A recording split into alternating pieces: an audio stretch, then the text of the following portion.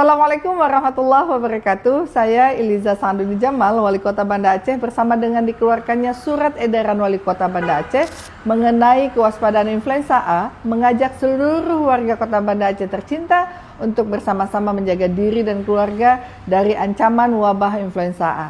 Di masa saat ini sudah mulai meningkat di beberapa wilayah di Indonesia, tidak terkecuali di Kota Banda Aceh. Berdasarkan laporan Dinas Kesehatan Kota Banda Aceh, dalam 2 bulan terakhir terjadi peningkatan kasus infeksi saluran pernapasan akut atau ISPA di Kota Banda Aceh.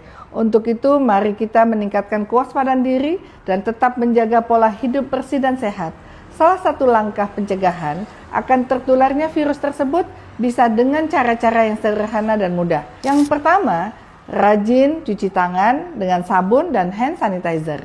Yang kedua, menggunakan masker jika sedang batuk, pilek, atau berada di tempat ramai. Yang ketiga, terapkan etika batuk dan bersin. Yang keempat, hindari merokok dan paparan asap rokok, terutama di ruangan tertutup.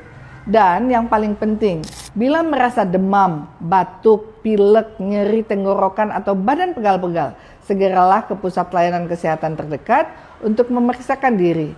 Jangan menunda karena penanganan cepat dan tepat akan membantu mencegah penyebaran yang lebih luas. Mari kita jaga diri kita sendiri, keluarga, dan orang-orang di sekitar kita.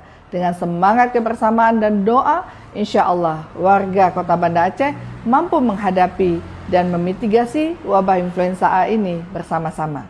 Wassalamualaikum warahmatullahi wabarakatuh.